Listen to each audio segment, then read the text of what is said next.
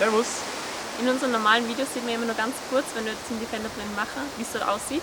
Und deswegen machen wir jetzt mal ein ganz langes Video, wo man alles drinnen sieht. Genau, also wir gehen quasi mit der Kamera einmal von vorne nach hinten durch, zeigen die Funktion von jedem einzelnen Teil, die genaueren Infos über welches Gewand wir mit haben, was wir uns hierbei gedacht haben beim Innenausbau, was wir für Bergematerial mit haben und so weiter. Das kommt alles in separaten, kürzeren Videos. Und das hier ist jetzt mal eine grobe Tour durch Karins Defender 110.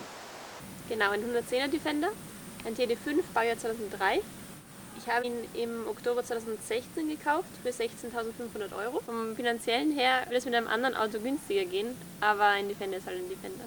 Ich habe davor viel gespart und gearbeitet und ich habe viel Unterstützung von meiner Familie bekommen. Dann im April haben wir nochmal einen Service machen lassen, das hat 8.000 Euro gekostet. Aber wir haben uns gedacht, es ist besser, wenn wir es vor der Reise machen, als wenn dann während der Reise irgendwas kaputt geht. Genau, also bei dem Service dann wurde neu gemacht die Stoßdämpfer.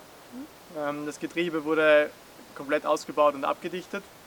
Das Lenkgetriebe wurde erneuert und die Bremsen waren zwar noch nicht reparaturfällig, aber wir haben gesagt, dadurch, dass wir jetzt so viel fahren werden im nächsten Jahr und die Bremsen dann eher schon am Ende ihrer Lebensdauer sind, sollen die Bremsen auch noch erneuert werden. Das Auto ist jetzt 14 Jahre alt. Beim Kauf hatte der Defender 150.000 Kilometer gerade überschritten.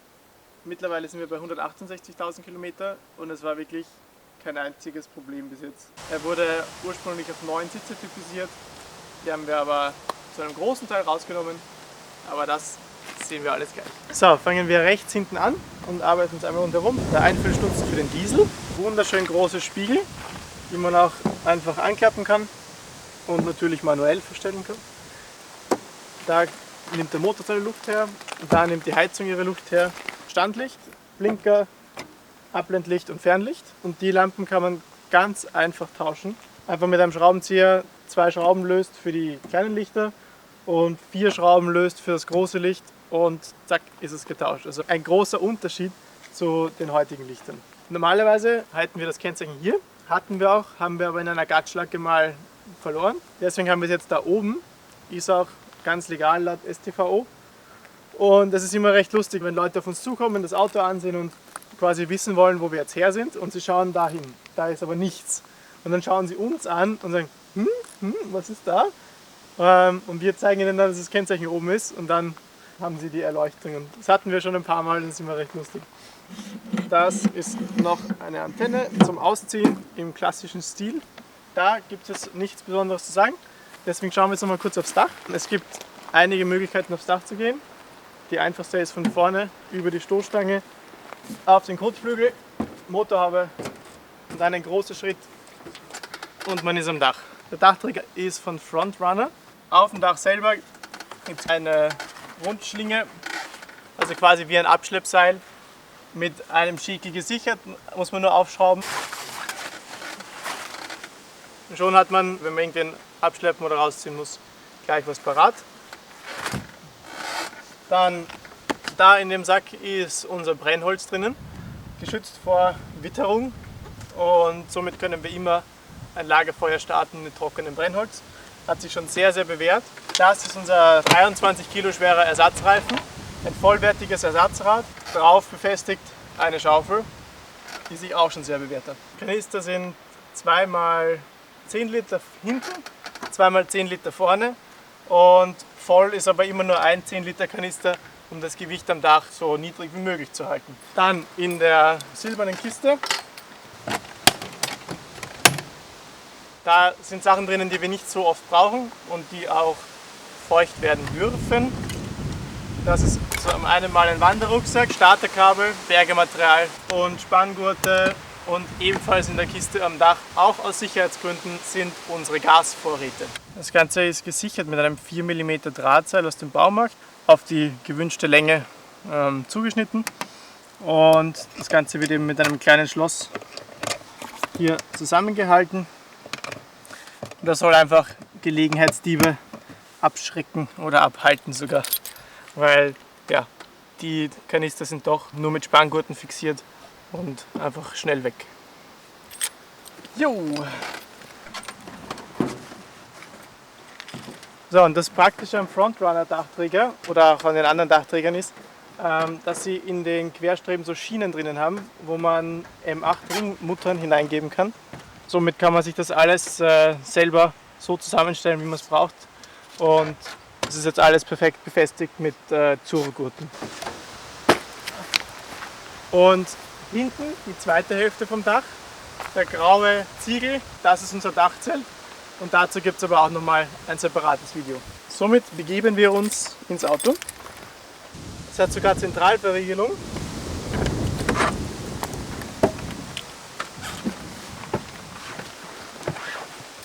Das Einsteigen ist für ungelenkere Personen ein bisschen schwierig, weil der Defender doch recht hoch ist. Aber man kann sich super am Lenkrad anhalten.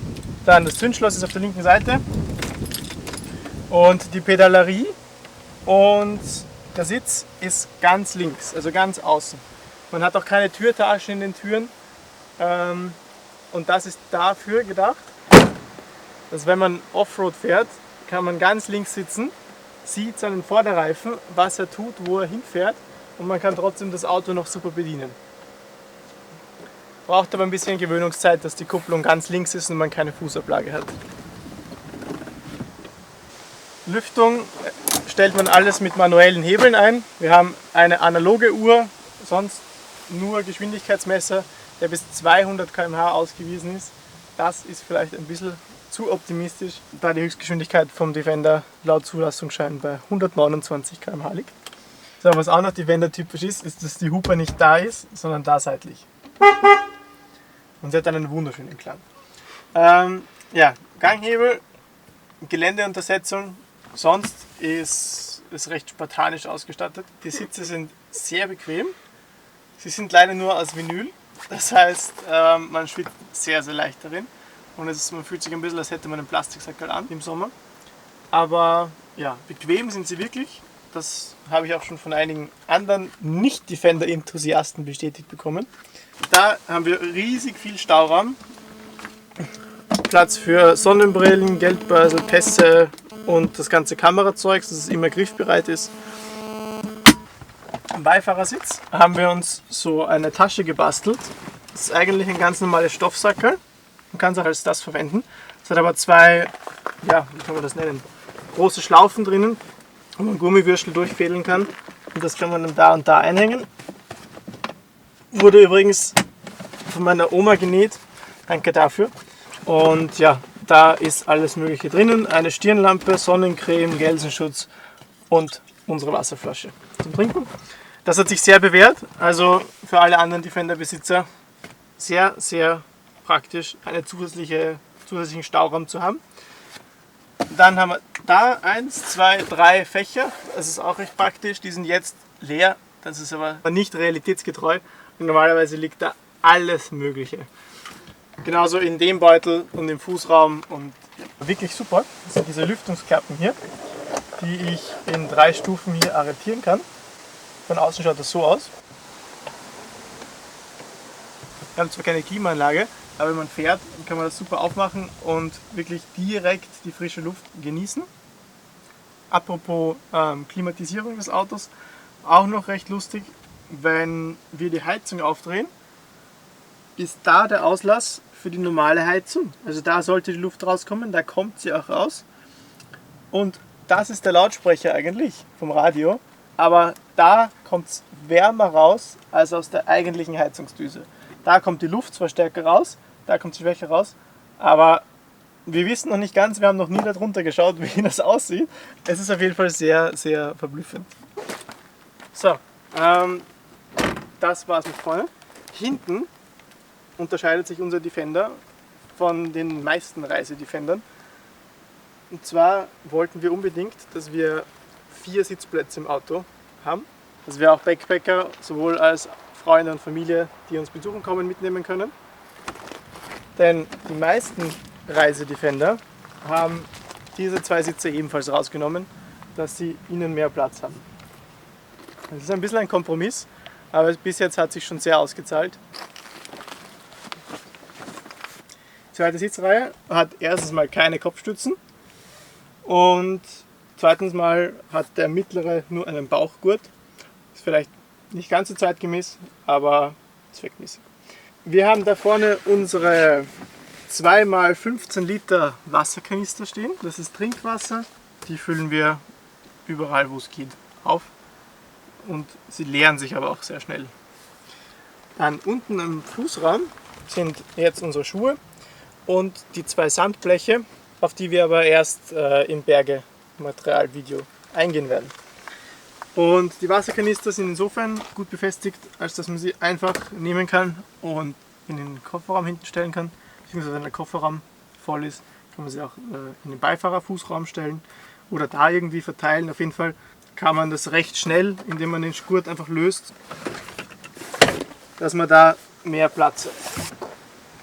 Da ist übrigens Karin Socken, den sie verloren hat. Kann man das recht schnell umbauen, dass man da quasi wirklich 2 vollwertige Sitzplätze hat und Leute mitnehmen kann. Wo ich mir gerade jetzt den Kopf gestoßen habe, das sind unsere 2 Wäscheleinen. Die sind mit einem Spannelement, wie auch immer das genauer heißt, befestigt und stehen wirklich stark unter Spannung. Und man kann wirklich super Wäsche drauf aufhängen. Mit den Clips kann man sie befestigen und auch während der Fahrt trocknen lassen. Das hat sich auch sehr bewährt. Da unten haben wir noch eine Lenkradsperre, die wir darauf tun, wenn wir das Auto für ein bisschen längere Zeit verlassen. Zum Beispiel eine Stadt erkunden oder eben wie wir in Schweden, in Stockholm im Hostel geschlafen haben und das Auto über Nacht auf einem Parkplatz stand, haben wir das immer drauf getan. Denn die Fender sind gefragte Autos und vor allem leicht einzubrechen. Und ein letztes Ding noch in der zweiten Sitzreihe. Die Mundharmonika, ein Erbstück von Karins Großvati.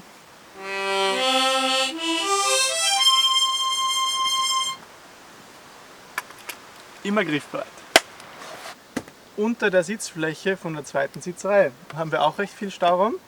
Da versteckt sich ein Besen, ein Mückenschwarm, der hat sich auch sehr bewährt beim Defender, weil die Scheibenwischer eben nur gescheit funktionieren, wenn die Scheibe wirklich mücken- und dreckfrei ist, und am Defender sammeln sich einfach durch die fast senkrechte Stellung der Scheibe viele Mücken.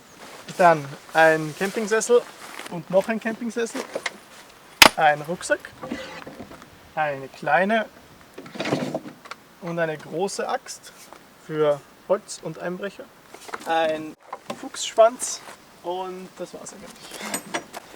Drinnen unten befestigt ist noch unser Wagenheber, unser Highlift, und der wird aber auch erst im Bergevideo zu sehen sein. Zweite Sitzreihe, linke Seite. Da sieht man unser Bett, was wir drinnen haben, ein Einzelbett in der Breite 55 x 2 Meter. Da drauf eine wunderbare kuschelige Decke, sehr, sehr, sehr zu empfehlen bei allen Campingtrips, und ein Polster, den wir immer unten haben, falls man untertags schlafen möchte. Der andere Polster ist zusammen mit unseren Schlafsäcken oben im Dachzelt. Dass man wirklich die volle Fläche dieses Bettes sehen kann, ist auch äußerst selten. Also meistens, also es ist einfach, es zieht Krimskrams magisch an. Aber ja, es ist eine echte Matratze. Drunter ist auch ein echter Lattenrost. Und Näheres dazu gibt es aber dann im Innenausbauvideo. Das Bett ist nicht nur ein Einzelbett, sondern wir verwenden es ebenfalls als Tagescouch quasi. Und zwar kann man den Vordersitz ein bisschen nach vorklappen und man so wunderbar bequem sitzen kann, und man ist windgeschützt. Also das ist echt angenehm für uns. Man sieht quasi die ganze schöne Aussicht, und hinten aber kann man ebenfalls ein Polster an der Decke hin tun, und es kann auch eine zweite Person sitzen, dass quasi die Füße so nebeneinander liegen. Das geht sich super aus, und somit können wir beide auf einem Sofa im Windgeschützten sitzen und zum Beispiel essen oder lesen. Und viele werden sich denken, oh mein Gott, 55 cm, das ist ja quasi wie ein Balken oder wie ein Kabel, wo die Spatzen drauf sitzen. Aber wenn ich jetzt mit meinem Rücken ganz an der Lehne bin, habe ich da immer noch genug Platz, um seitlich zu schlafen oder am Bauch zu liegen oder mich umzudrehen. Gesundheit. oder um zu niesen. Und ja, also das hat sich von der Größe her, also es geht einfach nicht mehr in den Defender, muss man auch sagen, wenn man noch dazu 2 vollwertige Sitze haben möchte. Da vorne, direkt in der Rückentasche vom Vordersitz, ist noch eine Mappe mit wichtigen Dokumenten und unseren ganzen Flaggenstickern, die hoffentlich alle noch zur Anwendung kommen werden. Wenn man die Kopfstütze rausnimmt und die Lehne ganz nach vorne klappt und diesen Platz hier mit Jacken oder Polstern ausfüllt, dann kann man hier so weit nach hinten gelehnt schlafen und man hat zur Not, also wirklich nur zur Not, auch noch ein zweiter Platz, der dann so liegt. Also dass quasi die Oberschenkel auf einer Höhe sind. Das haben wir in Glasgow schon einmal ausprobiert, weil es war einfach zu windig fürs Dachzelt und wir waren in der Stadt und es war keine Aussicht auf einen guten Schlafplatz und wir waren so müde. Und also zur Not kann man auch zu zweit in dem Auto hier schlafen. Wir müssen unterwegs auch aufs Klo und nicht immer gibt es eine nette Toilette, die schön und sauber ist. Und die Wildnis ist immer hygienischer als irgendwelche Raststätten-Toiletten. Deswegen eine Rolle Klopapier und eine Schaufel immer griffbereit. Schaufel ist eine Klappschaufel, nichts Spektakuläres. Weiters haben wir hier unten noch unser Medikamentensackerl, wo alle möglichen Medikamente, die wir entschieden haben mitzunehmen, drinnen sind. Sie sind auch super zugänglich, und zwar von vorne und vom Vordersitz. Und zwar den Vordersitz einfach nach vorklappen, nach vorschieben und schon kommt man zu den Medikamenten. Da hinten sieht man gleich noch unsere Büchersammlung, die wir alle lesen wollten. Wir haben viel zu viele Bücher mit. Auch immer griffbereit, wichtig, eine Rolle Ducktape. Unsere zweiten Schlafsäcke, also quasi unsere alten Schlafsäcke haben wir auch mitgenommen. Wenn die anderen feucht werden, können wir die nehmen. Da unsere Schlafsäcke quasi wie unsere Decke oder unser Bett sind, ist das ganz wichtig. Meiner und der von der Karin. Da drinnen ebenfalls ein bisschen zu schwer zugänglich für das, wie oft wir es brauchen, muss man ehrlich sagen. Aber ja, im Endeffekt muss man nur die 2 Schlafsäcke wegtun, aber trotzdem. Ist unsere Werkzeugkiste, Karins Isomatte, ein Ladegerät, eingepackt in ein Handtuch, damit es sich nicht wehtut. Damit laden wir unsere Zusatzbatterie und das war's.